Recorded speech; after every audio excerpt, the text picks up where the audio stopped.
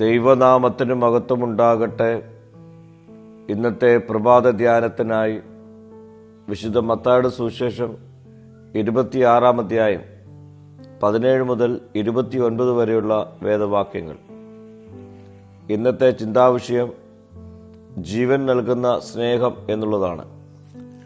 യേശുക്രിസ്തു തൻ്റെ ശിഷ്യന്മാരോടൊപ്പം ആചരിച്ച അവസാന പെസഹ വിരുന്നിൻ്റെ സന്ദർഭമാണ് ഇന്നത്തെ ധ്യാനം. പെസഹ വിരുന്നിനായി യേശു മുൻകൂട്ടി ഒരുക്കം ചെയ്യുവാൻ ശിഷ്യന്മാരെ അയക്കുന്നു. നമ്മുടെ രക്ഷ യാദർച്ഛികമല്ല. ദൈവം ആദ്യം മുതൽ തന്നെ മനുഷ്യരെ രക്ഷിക്കുവാൻ പദ്ധതി ഒരുക്കി. ഈ സ്നേഹത്തിൻ്റെ പരിസമാപ്തി ക്രൂശിലാണ്. അവൻ അപ്പമെടുത്ത് പറഞ്ഞു, ഇത് നിങ്ങൾക്കായി നൽകുന്ന എൻ്റെ ശരീരം. വീഞ്ഞ് എടുത്തു പറഞ്ഞത്, ഇത് പാപമോചനത്തിനായി ഒഴുക്കപ്പെടുന്ന എൻ്റെ രക്തം. ഇത് നമ്മെ ഓർമ്മിപ്പിക്കുന്നത് സ്നേഹം വാക്കുകളിൽ മാത്രമല്ല, ത്യാഗത്തിലൂടെയാണ് തെളിയിക്കുന്നത്. യേശുവിൻ്റെ സ്നേഹം സ്വാർത്ഥമല്ല, പ്രതിഫലം പ്രതീക്ഷിക്കുന്നതുമല്ല, ജീവൻ വരെ നൽകുന്ന സ്നേഹമാണ്. കർത്താവ് അപ്പം മുറിച്ച് ശിഷ്യന്മാർക്ക് നൽകുന്നു. ഇത് ഒരു വലിയ ആത്മീയ സത്യത്തെ പഠിപ്പിക്കുന്നു. യേശുവിൻ്റെ സ്നേഹം നമ്മൾ സ്വീകരിക്കേണ്ടത് മാത്രമല്ല, മറ്റുള്ളവരോട് പങ്കിടേണ്ടതുമാണ്.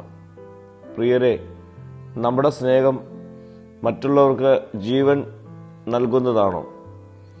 നമ്മുടെ ജീവിതം ക്രിസ്തുവിൻ്റെ സ്നേഹത്തിൻ്റെ സാക്ഷിയാണോ?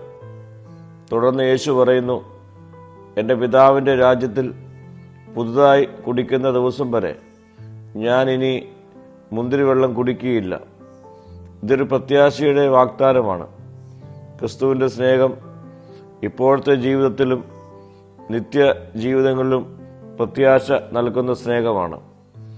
പ്രിയരെ, ക്രിസ്തുവിൻ്റെ സ്നേഹം ജീവൻ നൽകുന്ന സ്നേഹമാണ്. നമ്മുടെ ജീവിതം ക്രിസ്തുവിൻ്റെ സ്നേഹം സ്വീകരിക്കുന്ന ജീവിതങ്ങളായി തീരട്ടെ.